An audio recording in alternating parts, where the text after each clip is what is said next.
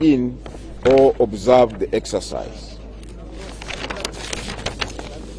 Further to the above, an aspirant shall be allowed into this nomination venue accompanied by not more than 20 persons, including the aspirant himself or herself. The particulars of persons accompanying the aspirant shall be submitted to the Commission in advance. An aspiring candidate will only use 2 vehicles for purposes of his or her nomination, and each vehicle should not carry more than 10 persons, the driver inclusive. Each of these vehicles shall bear a police sticker.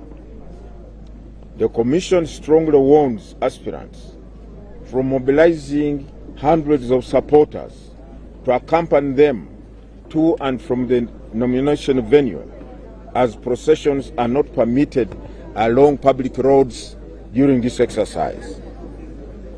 For the avoidance of doubt, the incumbent president, who is also an aspirant, shall use such facilities as are ordinarily attached to his office, and this is in line with Section 28, subsection 2 of the Presidential Elections Act, that permits him to utilize the facilities attached to his office even though he is a candidate. The Uganda Police Force, I believe, has already published the arrangements for traffic flow along the routes leading and from the Electoral Commission nomination grounds here and the vicinity as per the traffic guidelines. We have here I think in charge of the traffic police and also their spokesperson. He will highlight more on these traffic guidelines. Upon successful nomination, candidates who wish to meet with their supporters to launch their manifestos are advised to organize and conduct such meetings in full compliance with the traffic regulations and laws governing public assemblies. The Commission, but I want to emphasize, these meetings for launch of manifestos are not part of the EC program. For us, the EC program with these nominated candidates begins on the 29th of September, when they're expected to go on the campaign trail, whereupon the guidelines governing those campaigns will be put into play. But before that, they'll be required to harmonize their campaign schedules altogether so that they know who will be in what part of the country on a particular or specific date. The Commission has designed a program that will facilitate swift conduct of the nomination exercise, given that the bulk of nomination documents, that is, the list of supporters, have already been verified in advance. I want you to note that aspiring candidates will be required to be physically present and submit all the requisite documents for verification. The Commission will, after scrutiny and upon satisfaction that the requirements have been made or fulfilled, declare the aspirant duly nominated. The nominated candidate will then briefly address the public through the media at the media center or point that is to be set up here at the nomination venue.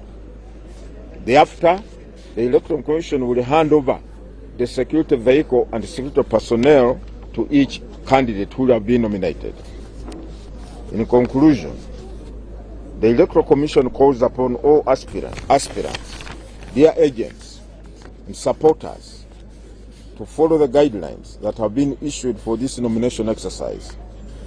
This will enable the Commission to conduct the exercise in an orderly, peaceful, and safe manner for each one of us, those who are here and those who will not be here. I thank you for listening to me.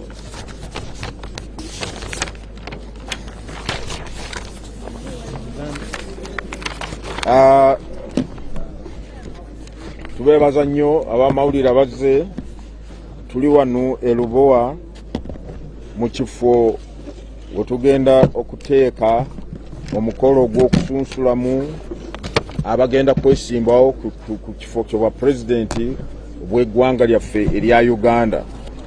nga bwe twategeeza eggwanga nti olunaku lw'enkya ennaku 23 n'olunaku lw'okusatu nga ennaku 24 mwezi guno mu kifo kino abo bonna banaaba batuukiriza obukwakulizo obw'emikono obw'abawagizi 100 okuva mu disitulikiti 98 eza Uganda ne tubawa olupapula olukakasa nti bamaze okutuukiriza akakwakulizo ako bajja kujja wano tubasunsulemu bwona batuukiriza ebisigadde bafuukire ddala ba candidate abeesimbyewo ku kifo ky'obwa president.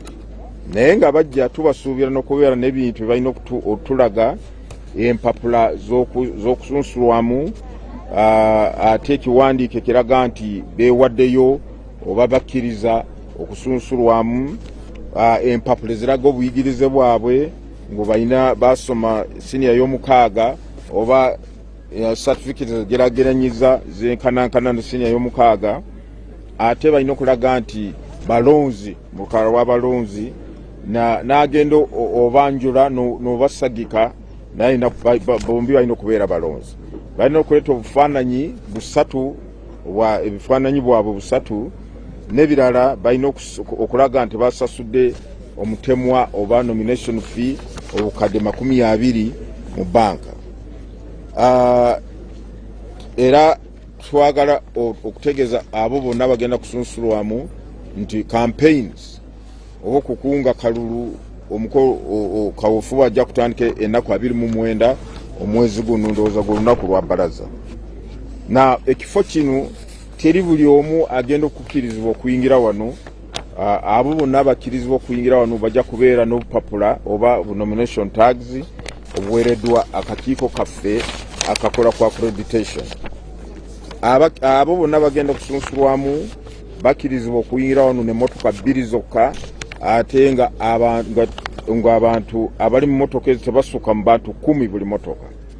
Okujjako ekyenjawulo kiri ku oyo ali president kati naye agenda kwesimbawo w'amateeka gamukkiriza okubeera na buli kimu kyonna ekyakozesa ng'ali president mu ofiisi ye. Ekitongole ky'okwerinda Uganda Police Force baataddewo enteekateeka engeri ebyentambula bigenda kubeera mu makubo wabwe mulina okuyita wabwe mutalina okuyita.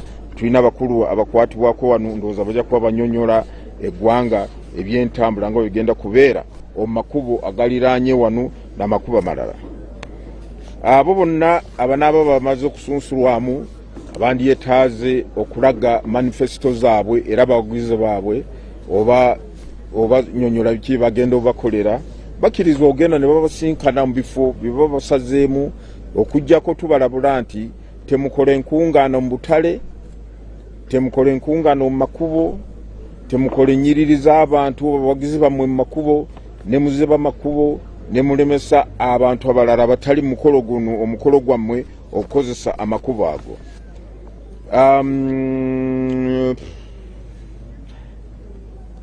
Yes, abo bonna bagenda kusunsulwamu bajja kwetaagisa bo kennyini okubeera wano n'abo ng'abakkirizibwa mu mateeka agenda omuwanjula n'agenda omusemba okubeera wano. Nga bwe ngambye buli candidate buli aspirant asuubira okubeera n'abantu abatasuka mu 20 mu kifo kino.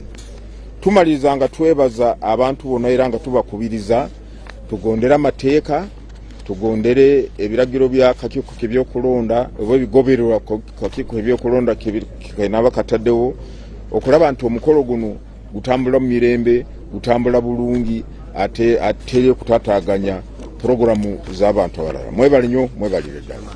Nsonga nti kasamaliriza okuwandiisibwa kusunsulwamu mujja balangira mu butongole n'ebigenda okubakwasa.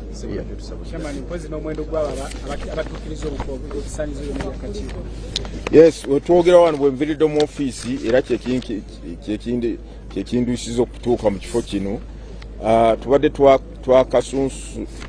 Tubadde twakakakasa abantu 5 nti batuukiriza obukwakulizo obawagizi 10 okuva mu buli districts za Uganda eziwera 98 bantu 5. Leero lunaku lw'enkya kubanga ffe tulina obategeereza nti okakasiddwa nti watuukiriza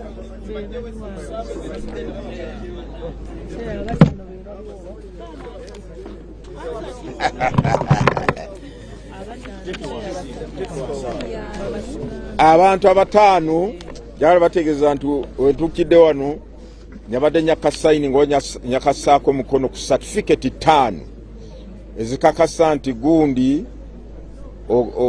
otuukiriza abawagizi 100 okuva mu buli district 48 za Uganda buli district abawagizi 100 akakwakuliza okatuukiriza.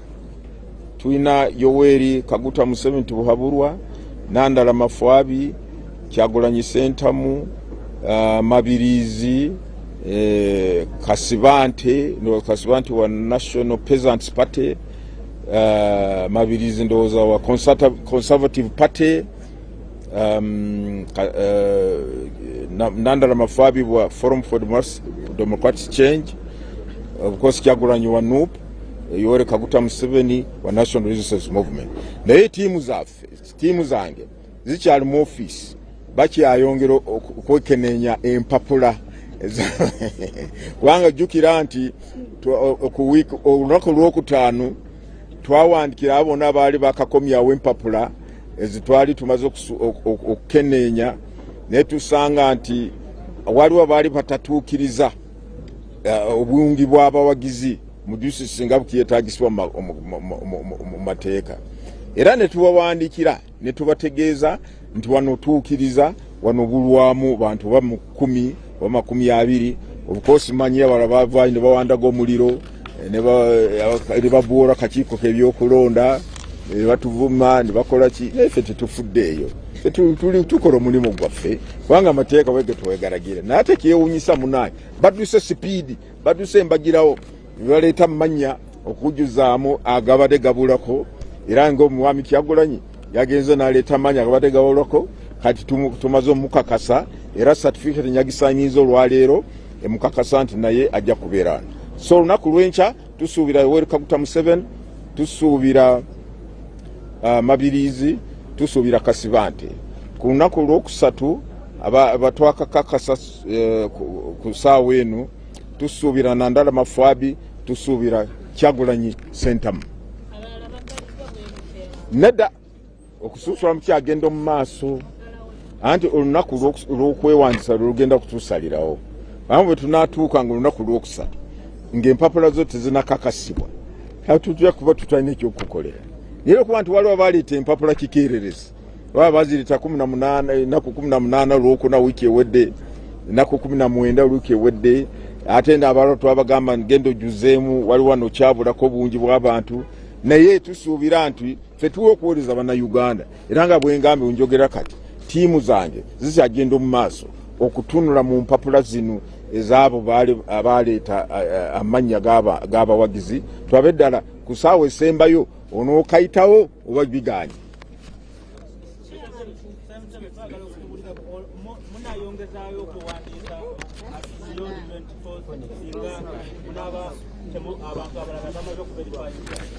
ekisobola kiddamu kati kubanga kinaasinziira ku bungi bw'abantu abanaaba bamaze okukakasibwa nti bakkirizibwa okujja mu kifo kino okusunsulwamu ng'aba candidates naye kati bwe twogera kati enamba gye tulina y'abantu 5 tusobola ogikolako mu nnaku 2 ne tugimala bulungi.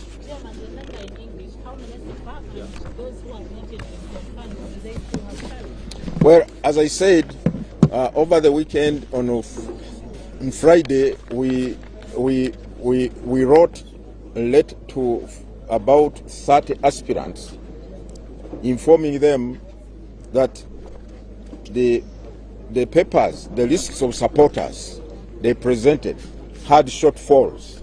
They did not make 100 supporters as required from every district, or 2/3 of the districts in the country. So we informed them. Some of them have acted very fast. They have gone ahead to procure more supporters and signatures of supporters, which they have submitted to the commission, who have verified them. One of them, I think, is Kyagulanyi, who was one of the people whom we informed that you have not fulfilled the required number. He has since submitted the additional number supporters who have verified him, and is set to be nominated on Wednesday. Now, the process has not closed. My team in EC is still working, verifying these signatures or supporters for those who have submitted. Well, if there are many more, we shall clear them and inform the country. And I hope and believe we shall be able to handle them for nomination. Those who miss out on Wednesday will have left the race. Well, because really we cannot keep on, we cannot extend and extend and extend. The law says talks of 2 days, talks of 2 days. But assuming the left numbers are more than what we can handle on the last day, the commission will sit and take an appropriate decision and inform the country. I don't want to go into that area now because that will be purely speculation. Okay, mkuru wa polisi jango nyonyole byentambula oba tunatambulira ku boda boda. I'm going to invite you. Okay. Thank you, Lord Chair.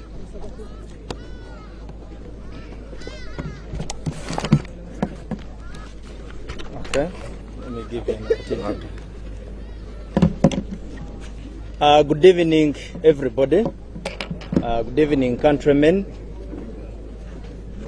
Most of the issues the chairperson has hinted, those that are cross-cutting, but as a security, we are going to give you 2 segments.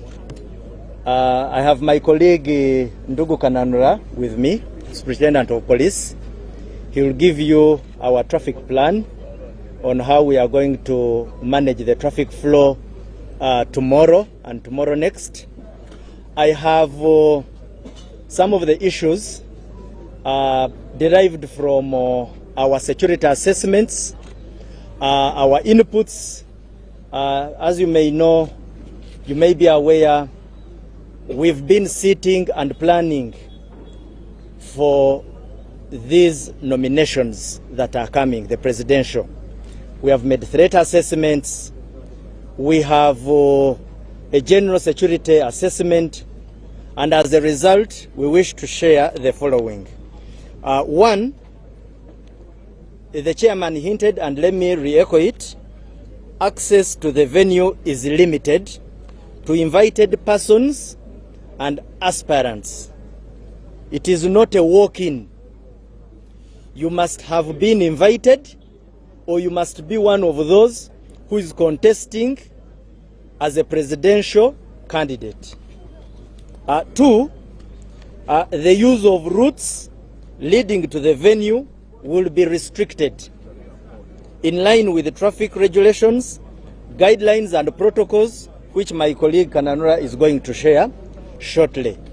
Of course, we need to bring this in time so that you are aware, in the event that you are inconvenienced, you have a background against which that inconvenience is coming about.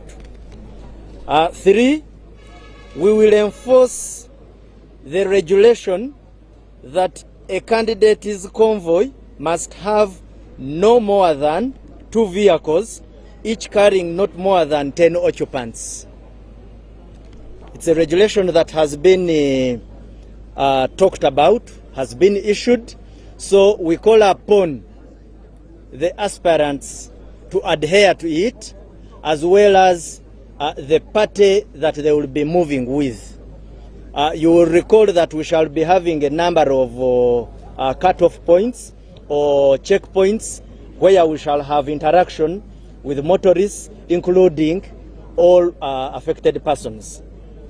4, it has also been mentioned that the incumbent president, if a candidate, may use the official number of vehicles attached to his office and his security detail. I will not elaborate further about that. The chairperson did.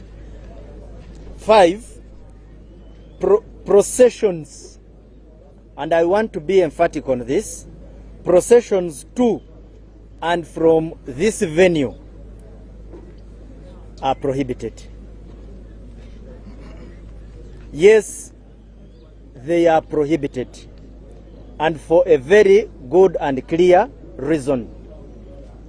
We want as much as possible the activities of the candidates and their parties not to affect other citizens, individuals, road users. I don't know who else have left out.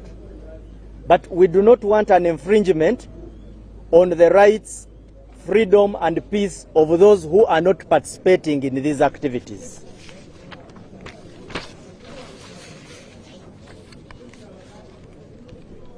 Security vehicles, the chairperson mentioned, are going to be attached to successful candidates. Now, as security, we will carry only security personnel assigned to those candidates. We do not expect the security vehicles attached to candidates to be used to ferry political actors in the names of supporters, in the names of well-wishers, not even a camera.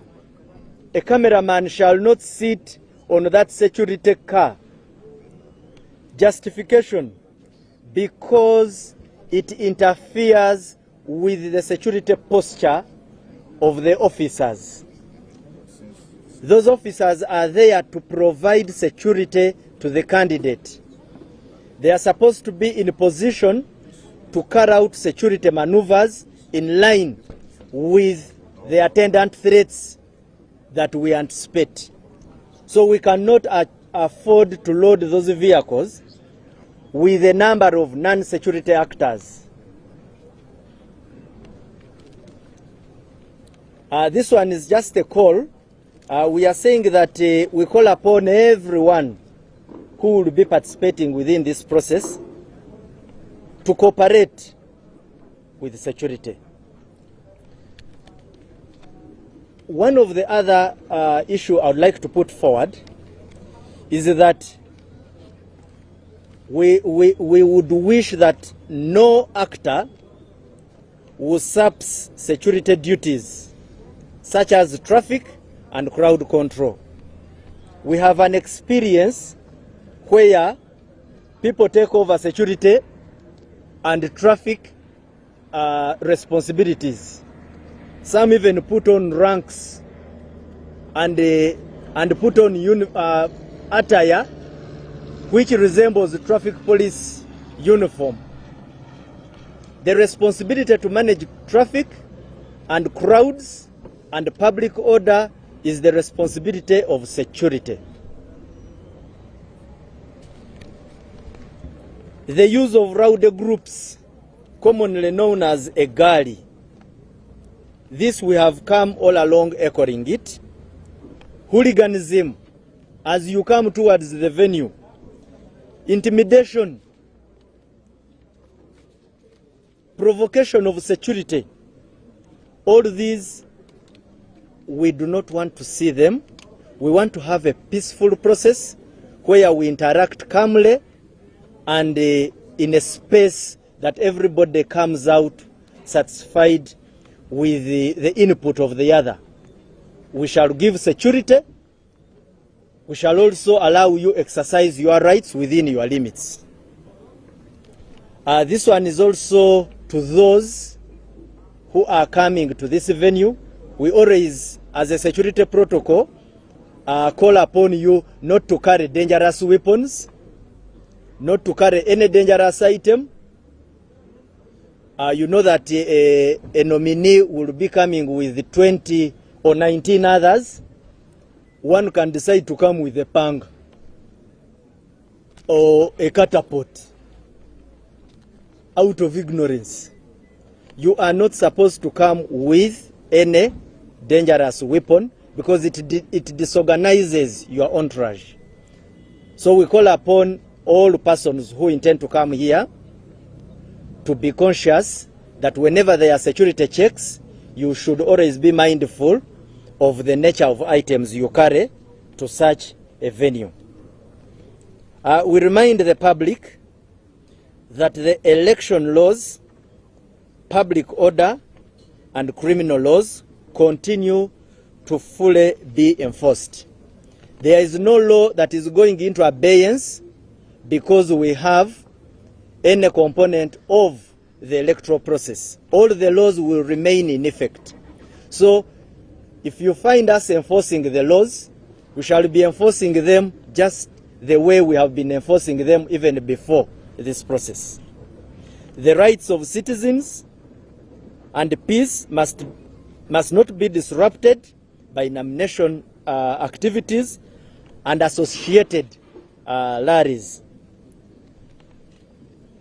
Any concerns, any dispute, any discrepancies that may arise between security and any other actor, we say we have established mechanisms of resolving those discrepancies. So we would not wish to have any altercations or any disruptive activity on the account that we do not have a way of solving it amicably. So this is an early clarion call. Lastly, we call upon all Ugandans to promote peace and act as ambassadors of harmony during this process. Allow me to call upon my colleague okay.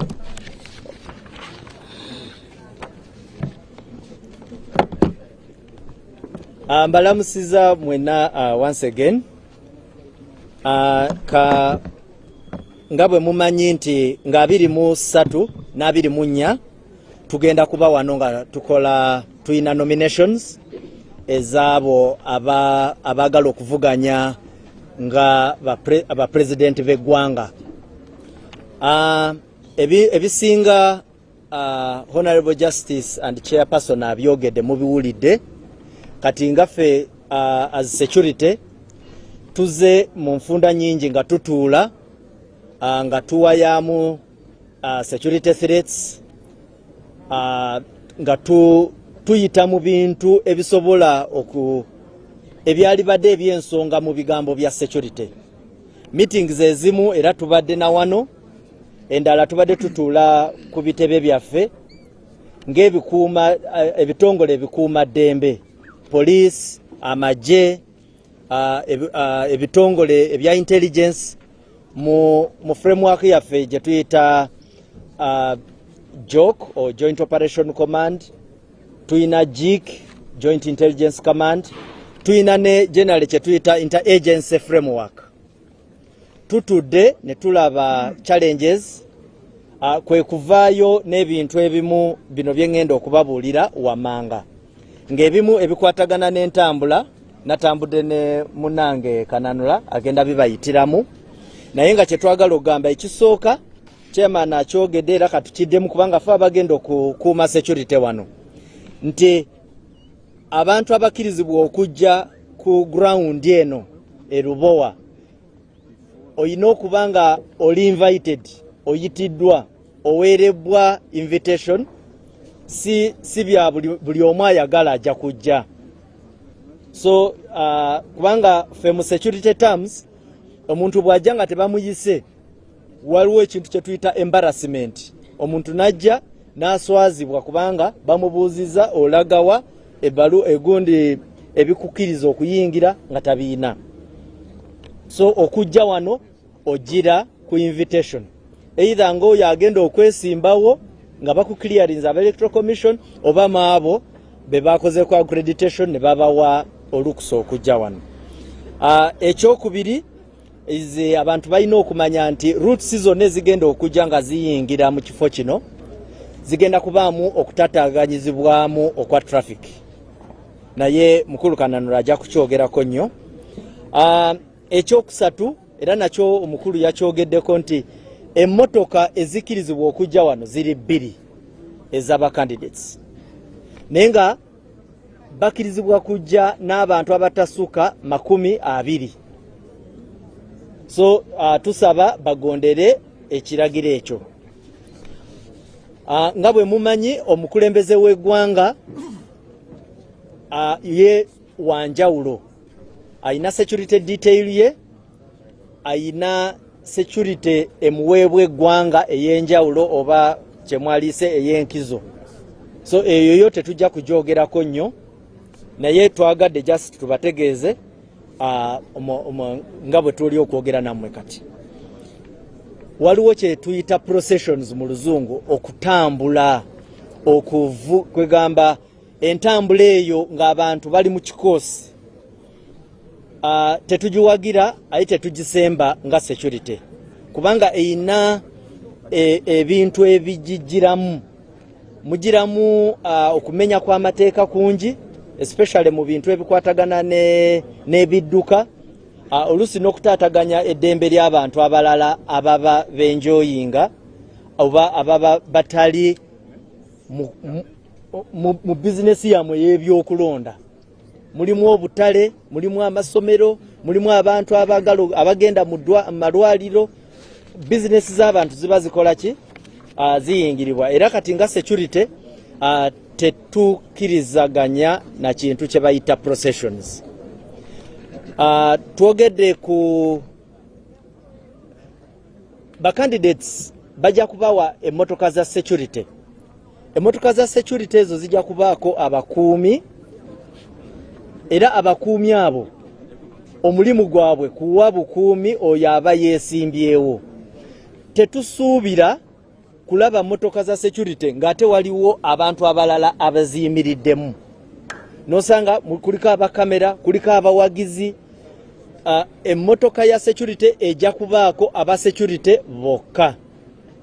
Era abane security mu maaso aba leading emmotoka eyo n'abakuumi ababa batudde emabega, era bokka be banakkirizibwa ku mmotoka eyo. Ekirala tuzze tulaba olusi abantu nga batataaganya emirimu gya poliisi, waliwo kye tuyita public order, okukuuma eddembe, then n'okutereeza ebintu ebikwatagana ne traffic. Tetwagala kulabayo kibiina kyonna oba muntu yenna oba lukuŋŋaana lw'abantu bonna nga bawambye omulimu gwaffe ogwa security. Era ekyo twagala tukiyiseewo mukitegeere nti tetujja kikkiriza. Then tuzze nga security nga twogera ku ebikoosi bino nga eggaali, abo abajja nga balinga abayita mu procession ne babba abantu ne babba amasimu. Ekyo just kyenjagala okubabuulira is that etteeka weeriri, then n'obuvumu bwaffe weebuli tujja kukwasisa etteeka nga bwe lyogera, era nga bwe tuzze tukyogera. Then bw'obanga ojja ku mukolo nga guno oyetaaga n'ojja nga totambudde, kubanga tumanyi kati nga mbano 20 abo abali invited, ojja kusanga omuntu ng'ayina ebintu ebitakkirizibwa. Omuntu ayinza okujja ne butidda ye ng'alowooza kya muzannyo, neffe that one is tuba tetukikkiriza wano.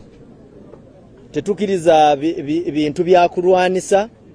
So ebintu ng'ebyo kiba kyetaaga ne mujja, kubanga tetwagala mujje wano ate mufune obuzibu ne security ng'ebayingirira.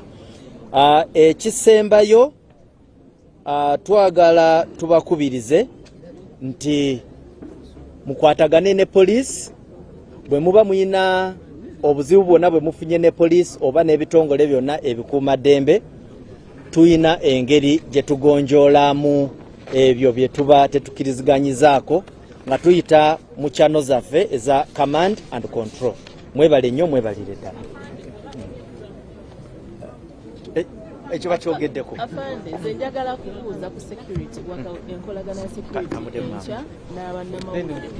Tulaba nnyo kuubagana, twagala kutwashuwaringa. Yes, NUP yes yafunye awantu wegenda okukolera ndooza nateete, era bajja kuba tumanyi nti gye bali, era tukimanyiko nga security.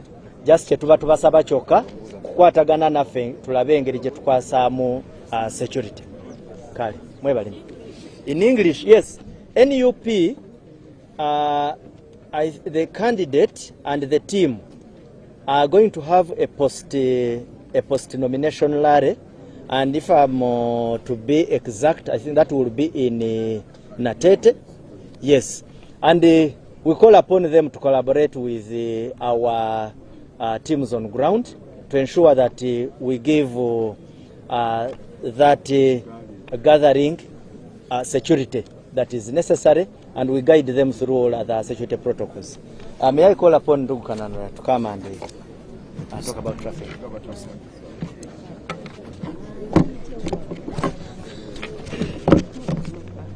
Good evening, everyone. I have a very simple task to perform here, to give a traffic management plan for the presidential nominations 2025 at Uruboa Electoral Commission offices, to ensure a smooth traffic flow and enhanced security during the nomination of candidates for the presidential elections 2026 on the dates of 23rd and 24th September 2025. The following routing, diversions, and parking arrangements are in place. The main routes shall be from Kampala City Center. They will connect to Yusuf Lule Road, Mulago traffic lights, City Mortuary traffic lights, Kubiri traffic lights, connect to Bwaise flyover, connect to the Northern Bypass, Busega roundabout, Kajansi flyover, connect to Old Entebbe Road, then Rweza Fuelex. At Chigo Road Junction, they shall branch and connect to the venue. Parking will be at the main venue for only candidates and St. Joseph's Church of Uganda, Rweza, for other invited guests. The following traffic diversions will only be effected at these points if need arises. At Kisubi, traffic will be diverted to join Nakauka Road and access Kampala City. This diversion will help to decongest the Entebbe Highway. At Kajans flyover, traffic will be diverted to Munyonyo Spa to connect to the city center. There will be a diversion at Rweza Fuelex Chigo Junction for motorists from Kampala, and they will be directed to proceed to Kajansi flyover. There will be a diversion at Chigo Rehabilitation Center Junction for candidates after nominations to use Chigo Road. There will be a diversion at Chigo Furniture, and motorists entering Chigo Road will be diverted to proceed on Munyonyo Spa or Kajansi Express. All residents affected by the diversions will be permitted to enter and exit their residences using stickers provided by the security team. Traffic police will hold traffic flow at other road junctions, access roads, and regulate it according to the movement of the candidates. Traffic police will hold all road users at 50 meters from the mentioned junctions. All diversions will start at 5 a.m. on the 23rd and 24th September 2025 until the end of the exercise. No motorcycle rider will be allowed beyond all cutoff points. Whosoever contravenes the stipulated guidelines will be dealt with in accordance with the traffic laws and regulations. We thus urge the public and the participants, 1, to follow all the instructions from traffic and security officers on duty. 2, to ensure your vehicle sticker is clearly displayed for easy identification by the security agencies.